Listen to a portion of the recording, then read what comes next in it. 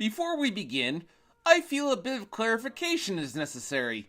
You see, while Naruto is considered one of Shonen Jump's biggest hits ever, probably third behind Dragon Ball and One Piece, what I want to say is that despite its infamous reputation nowadays, it wasn't always like that. For the better part of a decade from 2000 to 2009, Naruto was considered top-tier quality of not just Shonen Jump, but of the entire manga medium. And when you look at it objectively, you really can't say that about it anymore. What I most enjoyed about the series was the individual character arcs. My personal favorite outside of the main three was Neji's story of fighting against his fate, how he's been treated as a slave his whole life, with no expectation of being anything more than that, which, by the way, had a really crappy resolution that I'll get into later. God damn it, Kishimoto. Now, before anyone asks, did the ending of Naruto make you hate all of anime? No, it didn't make me hate anime. It made me retroactively hate the series, or at least part 2. Yeah, I can still look back at part 1 as a very good story. But part 2, on the other hand, well, this is where the series starts to go downhill. But it was a gradual sense of decay.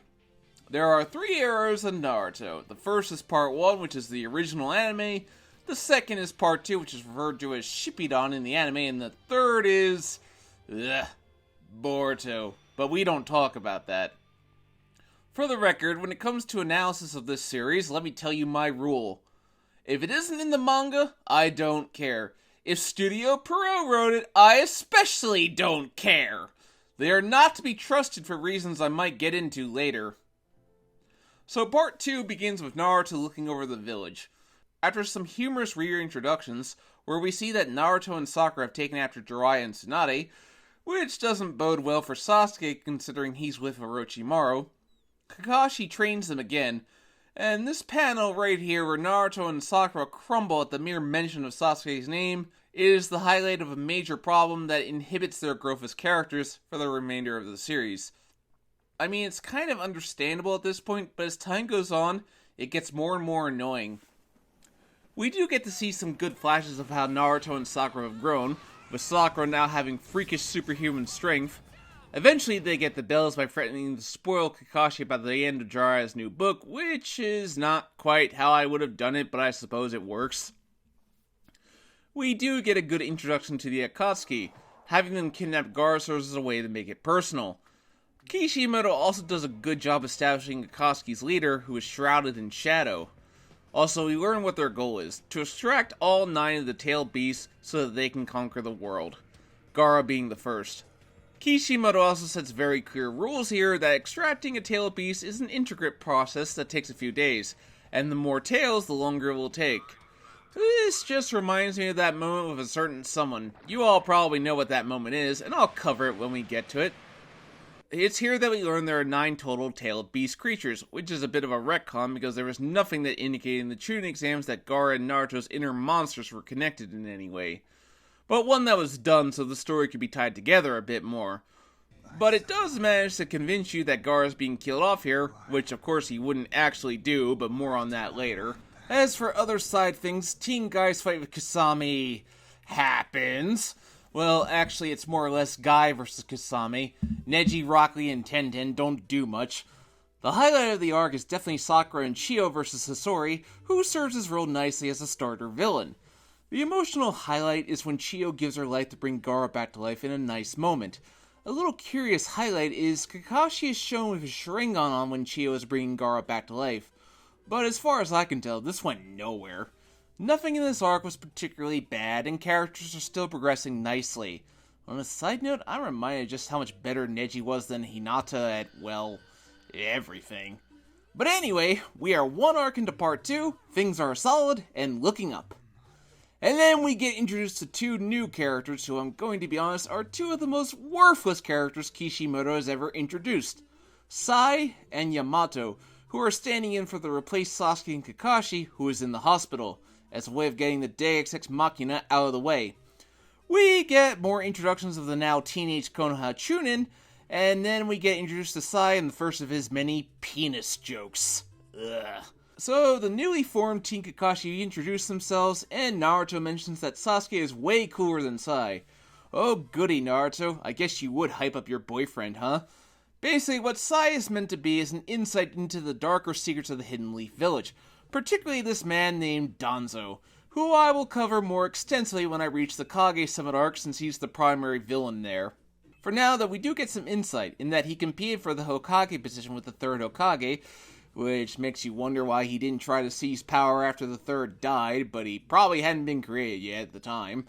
Kishimoto is well known for making it up as he goes. So they are confronted by Orochimaru and Naruto goes crazy, even going four tails in the process, and we do get some interesting information. The Nine-Tails Demon Fox is slowly taking over Naruto. Jiraiya has fought to contain it. I must say it's rather amazing that Naruto is going four tails because of Orochimaru talking about Sasuke. Yeah, I really shouldn't make the jokes, but it's just so easy. Sai goes on his secret mission, even actually abandoning Sakura to die, but Yamato saves her. I guess that's a thing in this series, leaving people to die. Naruto is turned back, and Sai goes with Orochimaru because his mission is to kill Sasuke, but he can't go through with it because of reasons.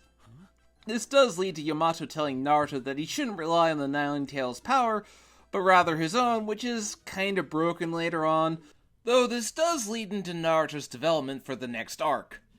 The only real thing that happens in this whole arc is that Naruto and Sasuke meet for the first time, and it's meant to highlight just how far Sasuke is above Naruto, as highlighted by the fact that he's literally standing right above him.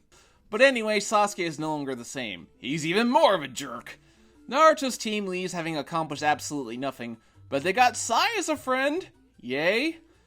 This arc was the first major misstep. It does further some more development to the Nine-Tails, and it does contain a crucial name drop of Madara Uchiha, and it's kind of weird considering what we know about him later on that Sasuke doesn't know who he is. But the thing is, he couldn't have Sasuke return to the village just yet, so the only thing he could do is just show that Sasuke is still above them.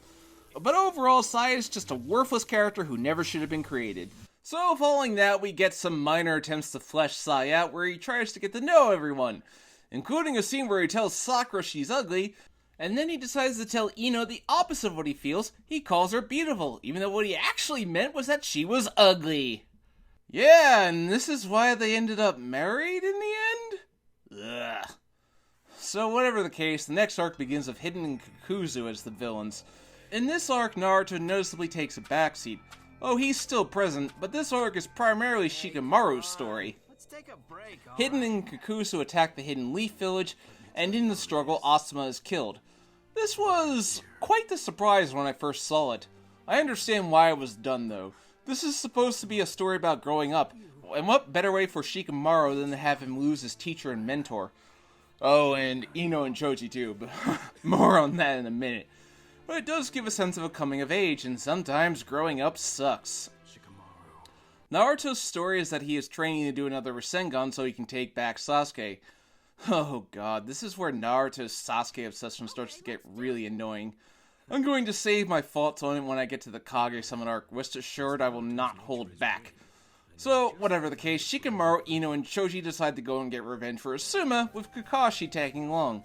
So he helps these kids get revenge for Asuma, but wouldn't help Sasuke get revenge on Itachi? A bit hypocritical, but I suppose I can at least excuse this since Asuma is a comrade from Kakashi's class.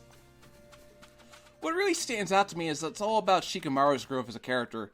Ino and Choji are just kinda along for the ride. I mean, I understand Kishimoto wanted to give Shikamaru his time in the spotlight, but it does seem that Ino and Choji had to suffer because of it. But, on the other hand, Shikamaru's story in this arc is genuinely good stuff. It was a good coming-of-age story. Team 7 arrives for reinforcements, and by that, I mean Naruto. Sakura and Sai don't do anything. This may have been because apparently this arc was supposed to last longer, but Kishimoto's editor told him to wrap this up much quicker, and you can kinda tell too because the conclusion is a bit rushed. I do enjoy Kakashi mentioning that the next generation always surpasses the last, but did Kishimoto honor that theme in the end? Well, that's a tricky question. But unfortunately, after that we get the first major beginning of the downfall of Naruto. The Hunt for Itachi arc, or as is otherwise known as the Year of Sasuke.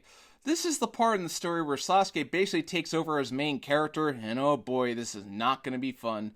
So to start off, we see Sasuke is trying not to kill people who he has no beef with.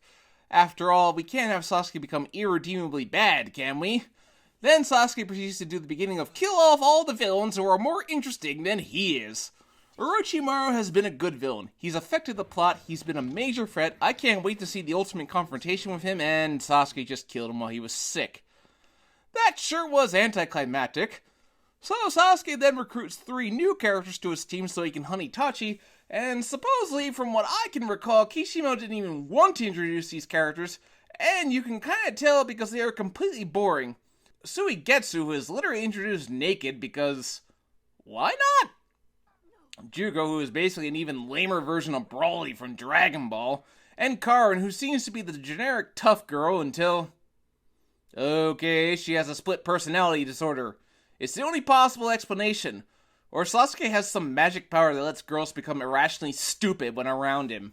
Meanwhile, Naruto's team teams up with Team 8, and this goes absolutely nowhere. The game Ninja Storm 2 even excludes this whole sequence because it's so pointless. There's some minor setup with Kabuto, who it honestly seems like Kishimoto forgot about for a long while. Yeah, there did seem to be a thing by having Naruto's team up with one of the other teams of Konoha. Rescue Gaara was with Team Guy, the last arc was with Team 10, and now this arc with Team 8, and unfortunately Kishimoto squandered any kind of opportunity to flesh out all of these characters. So we get another Sasuke fight scene because Deidara is pissed that somebody else killed Orochimaru instead of him. It's just an excuse to have another Sasuke fight scene. I like Deidara, he has a good personality, and he was pretty popular in the popularity polls. I hope he's around for a while. Oh, he committed suicide by blowing himself up. Never mind, well, at least Sasuke is dead. Never mind, he's alive. And how is he alive? I mean, he was pretty exhausted and low on chakra, but he somehow managed to summon Manda. A heavy chakra consumption puts him under a genjutsu, also a heavy chakra consumption, and used Manda as a shield. You know, what Sasuke has done here is completely and utterly ridiculous, even by this series' standards. No wonder people call this the Great Snake Escape. It's the first major ass pull by the Sharingan, and unfortunately it will not be the last. Meanwhile, in the midst of this Uchiha family drama, we finally get official confirmation that the 4th Hokage was Naruto's father, and we learn his mother's name, Kushina. What follows is actually really tense fighting as we get a lot of insight into Jiraiya's backstory as he goes to search for the leader of the Akatsuki. We see that his pupils have turned evil, kind of like Obi-Wan and Darth Vader, basically. His prized pupil from the Third War is now the leader of Akatsuki, Pain. Pain with an A, not an E. There is no E in his name, people! Sorry. You really get the sense that Jiraiya is as powerful as he's built up to be, and Pain comes across as dangerous, and then Jiraiya dies. It's a very sad chapter as Jiraiya believes that his entire life has been a failure. He failed to save Orochimaru. He failed to win Tsunade. He failed to save his teacher and pupil. His pupils turned evil. But there was one bright spot. Naruto. Jiraiya realizes that his role in the story was not to fix everything. No, that's Naruto's job. Jiraiya's death is spectacular, and it's one of my favorite moments in the series. Now, did Naruto succeed where Jiraiya failed? Well, that's a little touchy, but I'm not going to get into it now. But this was genuinely good stuff. Jiraiya's final moments were perfect. Had Part 2 had more moments like this, it would probably be better remembered. Of course, this is where we find out that Naruto is the child of prophecy, something I felt was wholly unneeded, and it definitely undid the whole Naruto was the underdog appeal. Though I suppose being the son of the 4th Hokage kind of already did that. Here's why I think it was done. Throughout this story, to this point, Sasuke was the one driving the plot. Sasuke acts, Naruto reacts. That's how it was going. The Child of Prophecy hook was done so Kishimoto could make Naruto the star again. Meanwhile, Sasuke is facing off with Itachi. Okay, I thought there's been so much build up to this that there is no way that this fight could be bad. And then Itachi pulls out the Susanoo, making yet another ass-pull power-up for the Sharingan. I mean, how does a power from the eye summon a magic armor that basically makes you immortal? Oh, and Orochimaru comes out and gets resealed immediately. So yeah, that's anticlimactic death number 2. Still would have been preferable to him getting away with everything, but that's another story. Anyway, Itachi dies. Rather suddenly, too, and just kinda... forget it. Sasuke wakes up, and it turns out that Tobi is really Uchiha Madara. Yeah, this twist. There was always something odd about Tobi. But I do feel this was done because Pain was about to be killed off, so Kishimoto needed a new villain to keep the series going. Now, I know who he really is, and I'm going to pretty much give it away later on when I cover my analysis of what could have been different, but I'll get into that later. Madara tells Sasuke that Itachi was really loyal to Konoha all along, and he wanted Sasuke to kill him and return home a hero. The Konoha elders were the ones responsible for the Uchiha massacre, so Itachi killed his own clan to prevent a war. This was controversial. I didn't mind it so much. It was definitely planned from when Sasuke was having his flashback at the end of part 1, but unfortunately, and Kishimoto admitted this, he didn't get the idea to make Itachi a good guy until later on, which caused clashes from how he was originally portrayed. When Itachi first appears, he's basically just a true bad guy with no redeeming qualities whatsoever. But now we're supposed to buy that he's always been secretly a good guy, despite putting his brother through a cruel genjutsu and driving him away from home to seek power from Orochimaru. Oi, yeah, Itachi kinda sucks as a good guy, doesn't he? The problem is, genocide is never okay, and Kishimoto doesn't give a reason for why this situation couldn't have been resolved peacefully. So we're supposed to see Itachi as this good guy who really loved his brother all along, despite the fact that he put him in a cruel genjutsu twice! That just doesn't add up at all. But anyway, Sasuke then becomes completely unlikable because he decides to just kill all of Konoha. It doesn't really make any sense, but okay. Here's the problem. Itachi was basically set up to be Sasuke's ultimate obstacle. Defeating him was Sasuke's ultimate tech, which he didn't even technically do. Itachi let him win, but I digress. Once Sasuke does that, his story is over. So thus Kishimoto had to do something with Sasuke because his story had basically been concluded. But by doing this, Sasuke has become completely and utterly unlikable. No, I didn't used to mind him too much, but after this, oh, you better believe I hated him. Like all the conclusions you can come to, and this is your reaction? Ugh. One of many, many stupid decisions by Sasuke. So then Sasuke is sent after the 8 Tails host because that's the next tail beast to be captured. Yeah, Kishimoto really glossed over that, didn't he? Any other writer would have done something with all the other tail beast hosts, but not Kishimoto! Oh no. All that time we spent on Sasuke and Itachi could have been better used to develop other characters outside of the main cast and expanded on the world of Naruto. The world feels so big and expansive, yet so small and narrow at the same time. It is gratifying to watch Killer Bee kick Sasuke's ass, but then Sasuke pulls another move out of his ass and seemingly captures Killer Bee. But it turns out Killer Bee let him win so that he could get away for a while.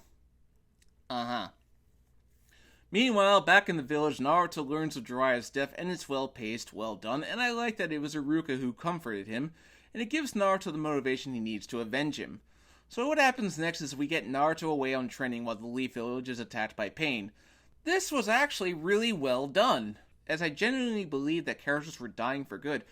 I even actually got scared that he was really going to kill Kakashi, who would have died for Choji of all characters. I mean, that should have been a sign that it wasn't going to stick. If Kakashi was to die, he should have died for Naruto, Sasuke, and Sakura. Basically, this is classic shonen storytelling. The main hub area is under attack, the good guys are fighting insurmountable odds against the main villain, all while the main hero is incapacitated or training. This is done to keep your main hero out of the picture so he doesn't resolve everything right away. I must admit, I loved Naruto's return. It was incredibly hype-inducing, and the action is top-notch. You even get the sense that Naruto would have won, but Pain was able to distract him and pin him down. Pain brings up that the smaller villages are oppressed and how he wants to bring peace to them specifically. This is actually really interesting world building. I was really curious to see what Kishimoto would do with this, as it would add a sense of moral ambiguity to Naruto's struggle, and of course he did nothing with it! All of this world building was for absolutely nothing! Fantastic, Kishimoto. Just fantastic. Hinata decides to prove that the power of love means absolutely nothing when up against the power to repel gravity! Ouch. So Naruto goes 6 tails, which is a little disappointing. I was hoping Kishimoto wouldn't bring it back for this fight. So now Naruto is at his lowest point. But then Naruto meets his dad. Yeah, I remember this had a fair deal of hype. I think it's a little bit of a Deus Ex Machina, unfortunately, but one that kinda makes sense. It does make sense that Minato would have some kind of safeguard. It is kind of amusing to see Naruto give his dad a punch to the stomach because he sealed the QB inside him. So we get some touching words that I like as father and son. So anyway, Naruto goes back, beats Pain, and tracks the real Pain to his location, whose name is Nagato, which I haven't mentioned yet. We see that Nagato is a decrepit old man. I actually didn't mind this because I kind of like the contrast that created. It's just like how Darth Vader was this big, imposing bad guy, and then at the end of Return of the Jedi, you see that he's really a weak old man. But we get a very long and uninteresting backstory, unfortunately, and I must admit I checked out while I was reading this. Throughout the whole fight, Nagato has been challenging Naruto's views. How will he bring peace to a world that is torn apart by war? And Naruto didn't really have an answer. It basically just goes like this. How will you bring peace? I don't know. Alright, I'll just destroy everything. How will you bring peace? I'll do something. That's a much better answer. I instantly regret everything. Then Nagato brings everyone back to life, killing himself in the process, basically going all Shenron on us. This was controversial back then because unfortunately Kishimoto didn't really set up the idea that he could do this. I think he realized he wrote himself into a corner by killing off most of those characters, so he realized, oh crap, I gotta bring them all back. Still, that being said, I do like the moment where Naruto gets welcomed back as a hero, because it does feel earned. However, this also feels like an ending. Naruto's whole story is about gaining acceptance and becoming loved, and he's pretty much accomplished that. His personal story is complete. I do think that it could have been saved for the ending of the series, but for this particular moment, at this time, it works well enough. But we still have a whole other half to go, as this is chapter 450, and this series is 700 chapters. Oi. This could have been a beautiful ending to the series, and I wish it was, but we still had some loose ends to clean up. For now, though, next time we're going to be getting into the deep territory, as I think the next arc is where everything truly started becoming undone. Next is the Kage Summit arc, and oh boy, this is not going to be fun. I'm going to warn you, starting with the next video, I will be letting loose my personal feelings towards this series.